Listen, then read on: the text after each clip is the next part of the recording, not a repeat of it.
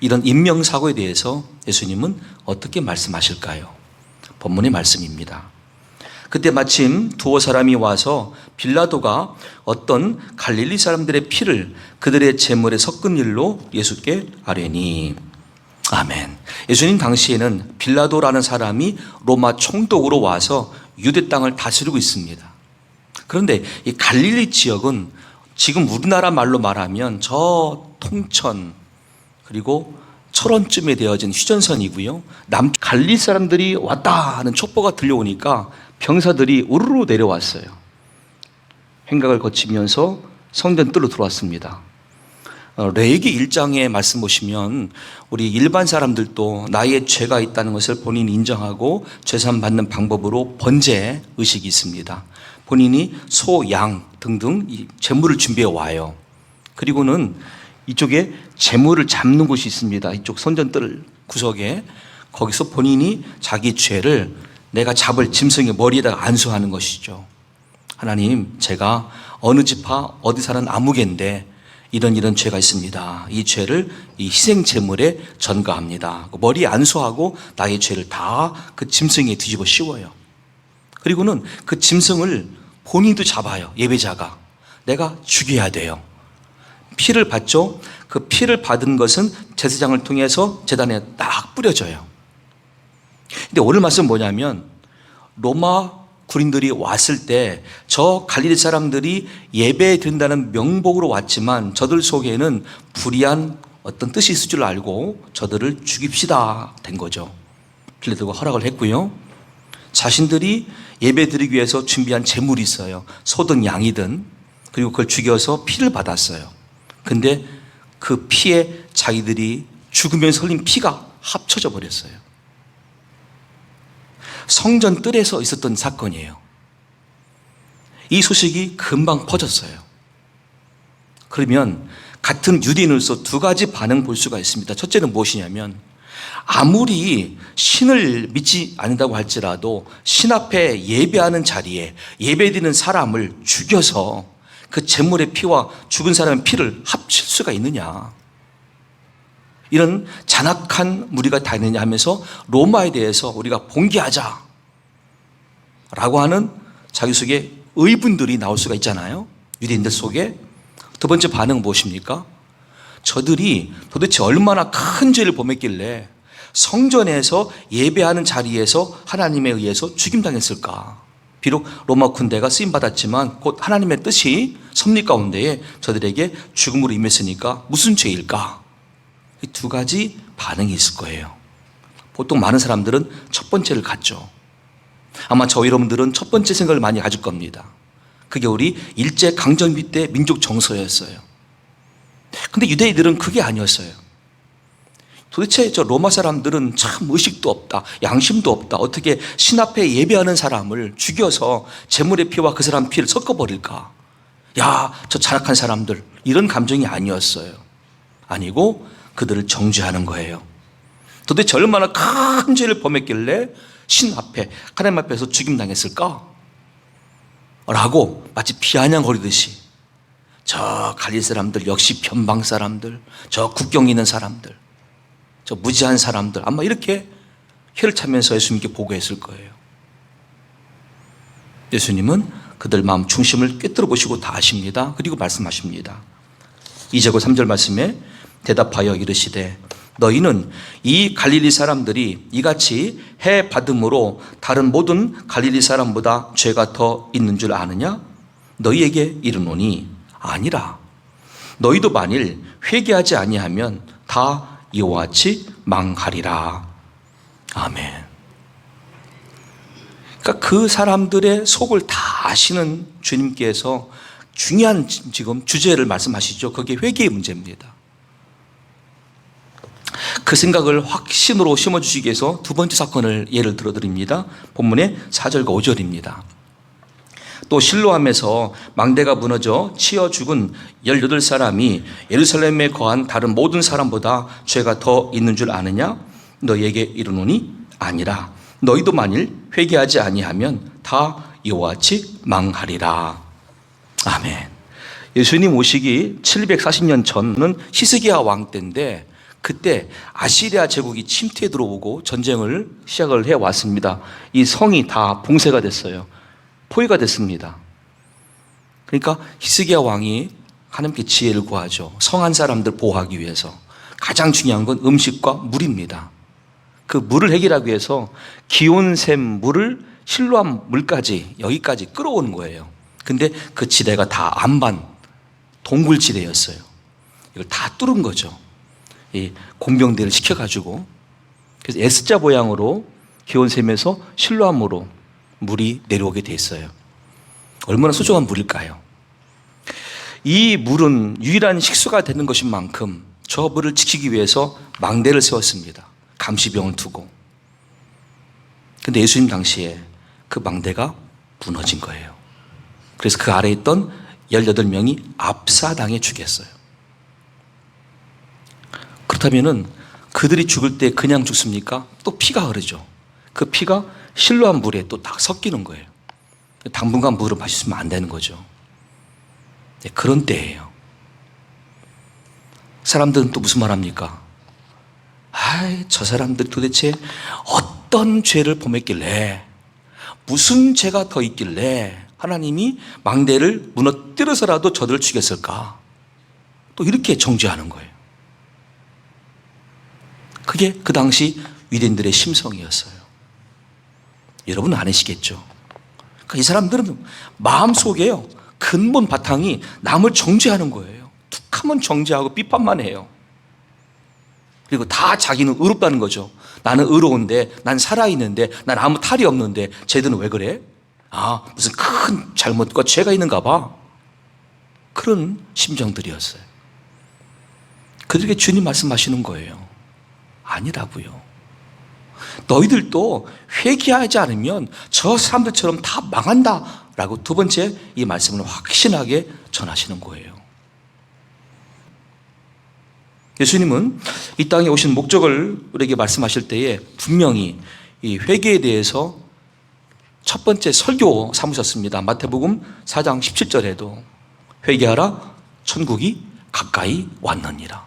첫 주제 설교예요.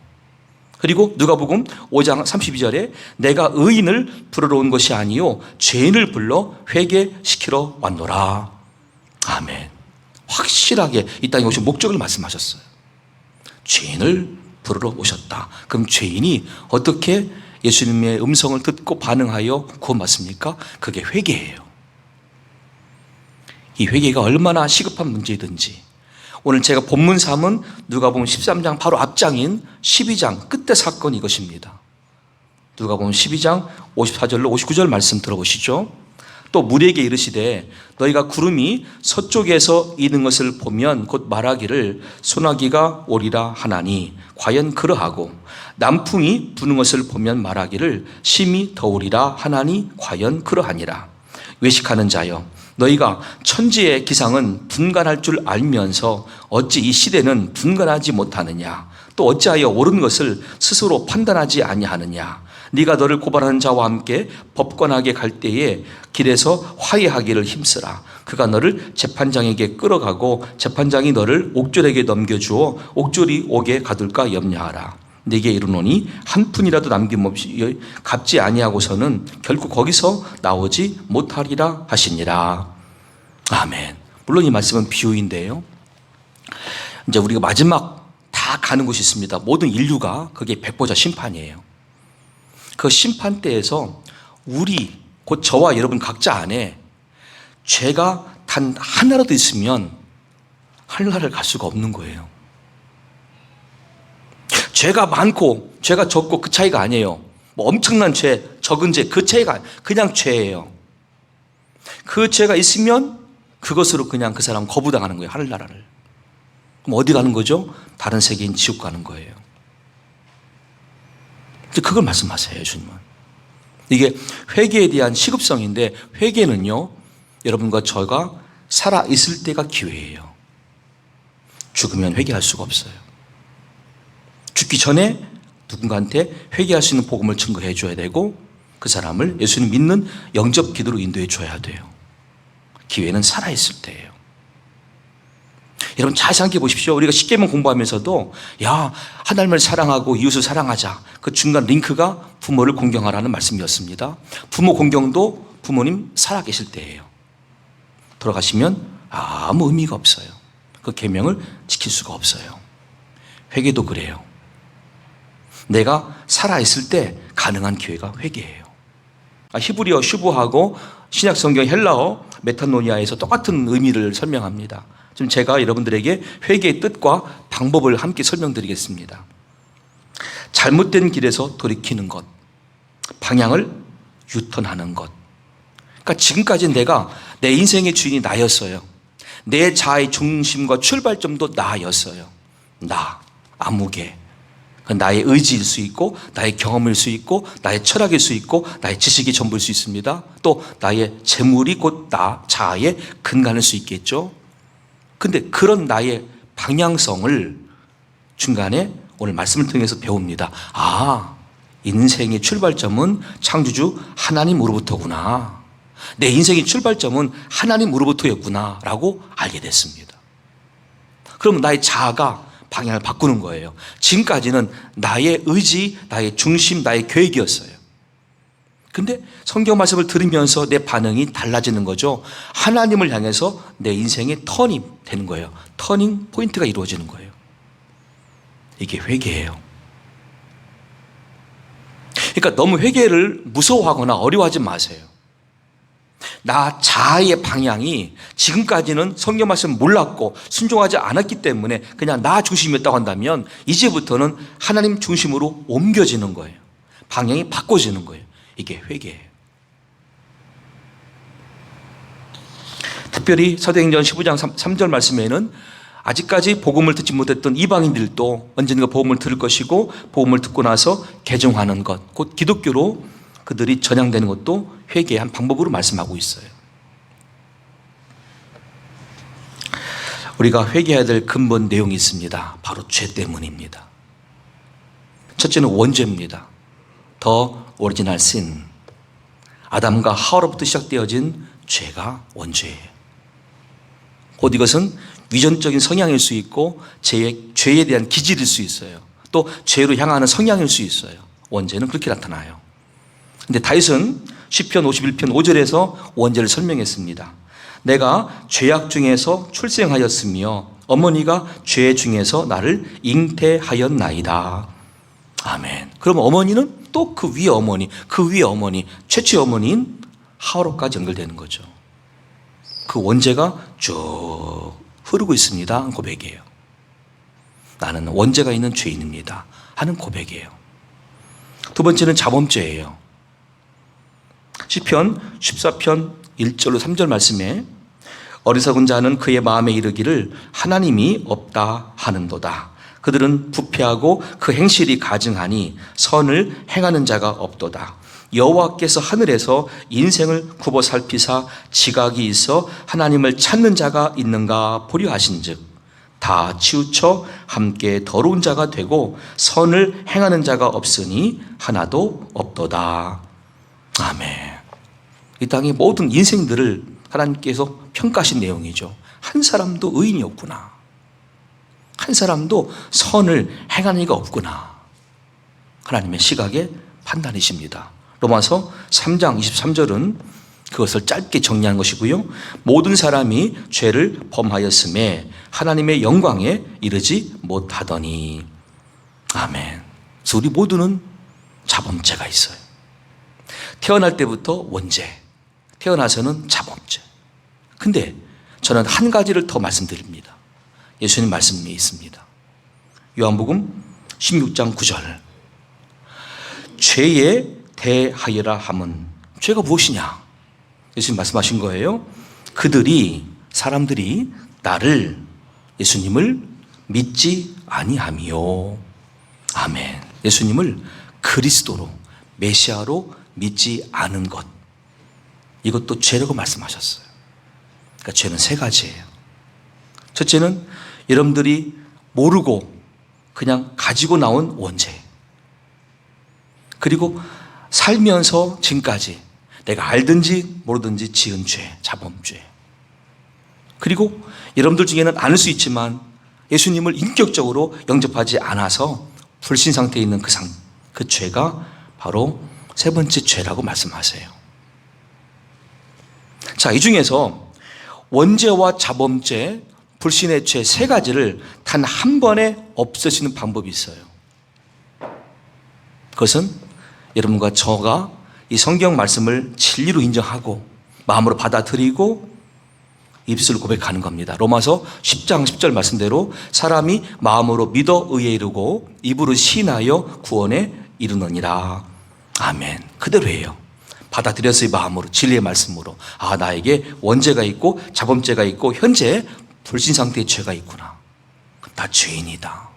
근데 내 자아에 주의 음성이 들려왔어요. 너 거기서 인생 방향을 바꿔라. 그걸 내가 이제 시인하는 거예요. 이렇게 하시면 됩니다. 하나님 아버지, 전 지금까지 제가 죄인인 줄 몰랐습니다. 그런데 오늘 이 설교 말씀을 듣는 가운데, 성경 본문을 듣는 가운데에 아, 나에게도 세 가지 형태의 죄가 있음을 발견했습니다. 저는 죄인입니다. 죄인된 제가 하나님께 은혜를 구합니다. 저의 죄사함을 허락하여 주시옵소서. 그리고 죄사함을 허락하시기 위한 방법으로 이 땅에 이미 오셨고 이미 승천하신 예수님을 나의 주, 나의 그리스도로 영접합니다.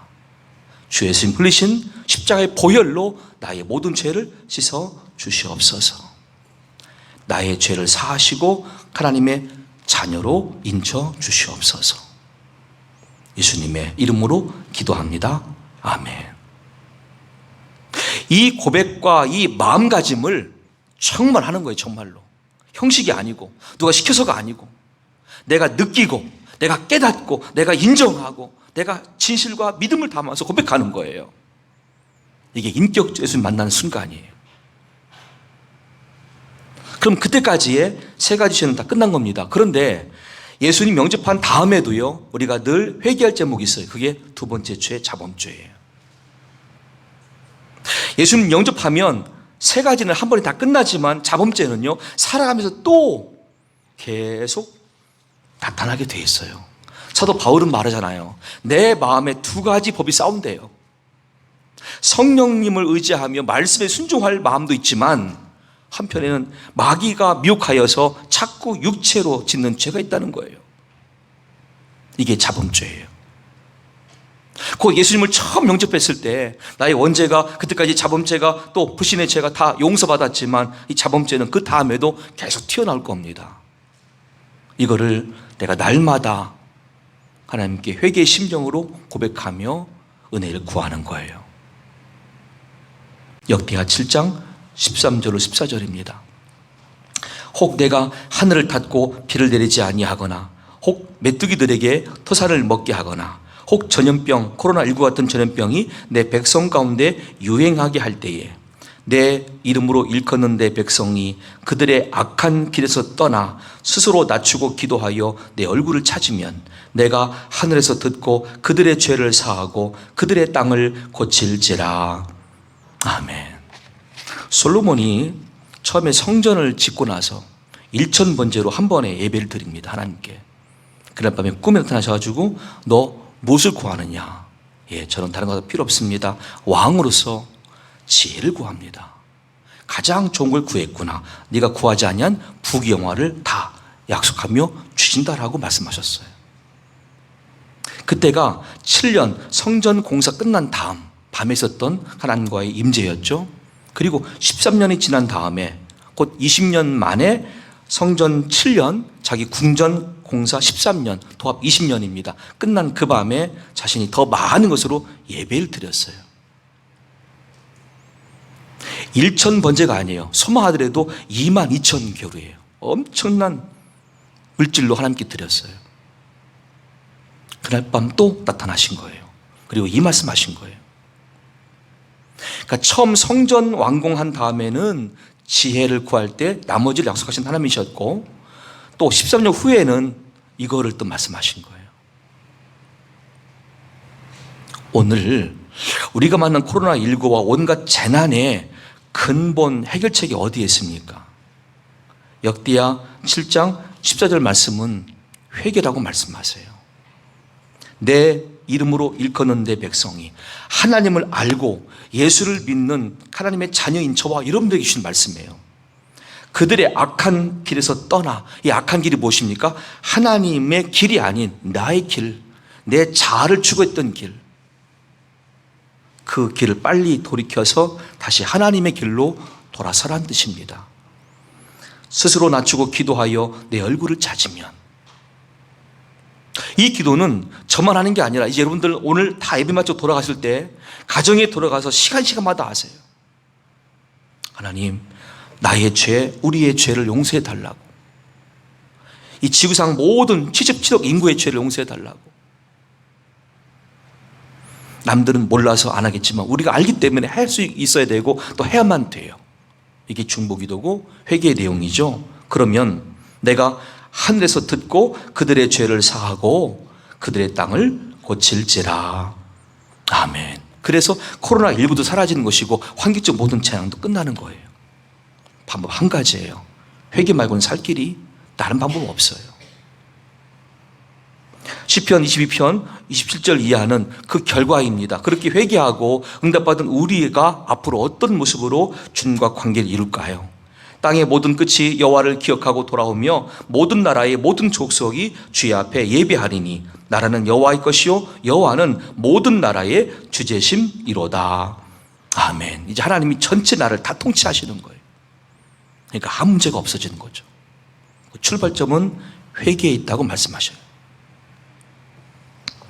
신약 성경 성령 강림 이후에 베드로가 성령 충만한 가운데 설교합니다. 사도행전 2장 38절로 41절 말씀 보시면, 베드로가 이르되 너희가 회개하여 각각 예수 그리스도의 이름으로 세례를 받고 죄사함을 받으라. 그리하면 성령의 선물을 받으리니 이 약속은 너희와 너희 자녀와 모든 먼데 사람 곧 주 우리 하나님이 얼마든지 부르시는 자들에게 하신 것이라 하고, 또 여러 말로 확증하며 권하여 이르되 너희가 이 폐역한 세대에서 구원을 받으라 하니, 그 말을 받은 사람들은 세례를 받음에 이날에 신도의 수가 3,000이나 더 하더라.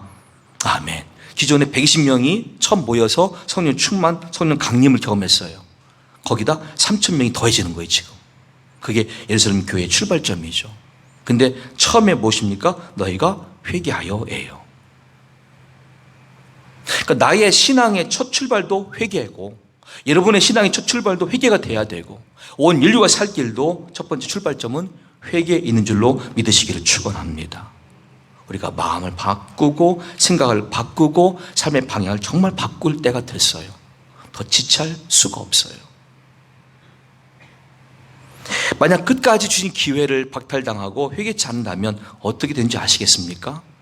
요한계시록 2장 18절로 23절에 두아디라 교회에 주신 말씀에 나와 있습니다. 두아디라 교회의 사자에게 편지하라. 그 눈이 불꽃 같고 그 발이 빛난 주석과 같은 하나님의 아들이 이르시되 내가 너의 사업과 사랑과 믿음과 섬김과 인내를 아노니. 그러니까 이 교회는 정말 칭찬받을 게 많은 교회예요. 첫째, 선한 사업을 많이 했어요. 예수 이름으로. 두 번째, 교회에 사랑이 충만해요. 세 번째, 성도 사이에 믿음이 있어요. 각자가 예수님께 대한 믿음, 서로를 향한 믿음, 또 섬김과 인내가 있어요. 훌륭한 교회죠. 건강한 교회죠. 너의 나중 행위가 처음 것보다 많도다. 처음에는 굉장히 연약한 교회였는데 시간이 지날수록 건강한 교회로 막 성장했어요. 그러나 네게 책망할 일이 있노라. 자칭 선지자라 하는 여자 이세벨을 네가 용납함이니 그가 내 종들을 가르쳐 꿰어 행음하게 하고 우상의 재물을 먹게 하는도다. 그러니까 그 당시 2000년 전 교회 사니까 우리처럼 지금 고정된 목회자가 있는 게 아닙니다. 그러니까 목회자가 없이 교회가 세워진 것이고 그 교회들마다 지역에 수은의 전도자가 다니면서 복음을 전하는 거예요. 그런데 이 교회는 좀 전에 설명대로 사람들의 심성이 참 좋아요. 사랑이 충만하고 믿음과 섬김과 인내가 있으니까 누가 오든지 그 교회에 내가 지나가는 전도자인데 마침 성령의 감동으로 이 교회에 전할 말이 있습니다. 그럼 어서 오시라고, 오늘 마침 주일인데 예배당 올라가서 설교하시라고 기회를 주는 거예요. 그럴 때 이 거짓 선지자들이 막 거기서 엉뚱한 말을 하는 거죠. 그랬더니 그 교회 교인들이 지금까지 칭찬의 덕목이 없던 거 한 가지, 뭔지 아시겠습니까? 영적 분별력이 없었어요. 자, 나머지는 보세요. 사업을 잘합니다. 선한 사업, 사랑이 충만하죠. 믿음, 섬김, 인내가 있었어요. 그런데 한 가지 빠졌습니다. 영적 분별력이에요. 저 사람이 하는 말이 진리인 성경 말씀 그대로인지 아닌지에 대한 분별력이 없었어요. 그러니까 다수가 다 거짓 선지자의 말에 이끌려가는 거예요. 미혹당하는 거예요. 먼저 하나님은 그 거짓 선지자에게 기회를 주셨습니다. 21절, 또 내가 거짓 선지자에게 회개할 기회를 주었으되 자기의 음행을 회개하고자 하지 아니한도다. 왜냐하면 이미 거짓 선지자가 그 목회를 하면서요, 그 교인들로부터 다 받아내니까 자기가 왕이 된 거죠, 그 교회에. 볼지어다 내가 그를 침상에 던질 터이요 또 그와 더불어 간음하는 자들도 만일 그의 행위를 회개하지 아니하면 큰 환난 가운데 던지고 또 내가 사망으로 그의 자녀를 죽이리니 모든 교회가 나는 사람의 뜻과 마음을 살피는 자인 줄 알지라. 내가 너희 각 사람의 행위대로 갚아주리라. 아멘. 그러니까 여러분, 신앙생활을 하실 때 영적 분별력이 얼마나 중요한지 아시겠죠? 지금 이 시대가 그래요. 여러분들이 영적 분별을 하지 않으면 지금 막 속임당하는 시대예요. 그 전에 나한테 하나님 말씀이 채워져 있어야 돼요. 그리고 항상 나는 자범죄와 싸워 이긴다는 그런 각오로 죄에 민감한 상태가 돼야 돼요. 왜? 하나님은 선악간에 나의 모든 행위를 다 아시고 갚으신다고 심판을 말씀하셨어요. 너희 행위대로 갚으리라. 자, 이제부터 이 땅의 코로나19가 빨리 끝나고 모든 환경적 재앙이 끝나고 다시 하나님의 은혜와 부흥이 임할 수 있기 위해서라도 우리 전체 모든 지구상 백성들의 온전한 회개가 필요한 때인 줄로 믿습니다. 그 회개의 첫 출발에 우리가 쓰여줄 수 있기를 예수님의 이름으로 간절히 축원합니다. 하나님 아버지, 용서해 주시옵소서. 몰라서 지은 죄, 알면서 짓고도 회개치 않은 죄, 아직까지도 예수님을 인격적으로 영접하지 않은 상태의 죄, 우리에게는 이런 세 가지 형태의 죄가 있었습니다. 원죄와 자범죄와 불신의 죄. 이제 예수의 피로 씻어주시고 가리워주사 성령 안에서 인침받는 거룩한 백성들로 용서받게 하여 주시옵소서.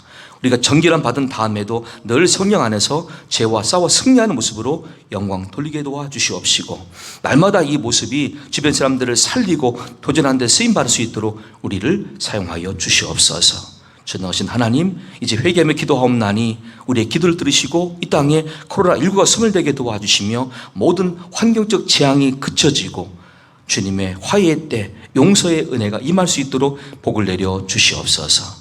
이 지구상 거하는 77억 전체 인구 가운데에도 주님의 구원 허락하여 주시기를 예수님의 이름으로 간절히 기도 올려옵나이다. 아멘.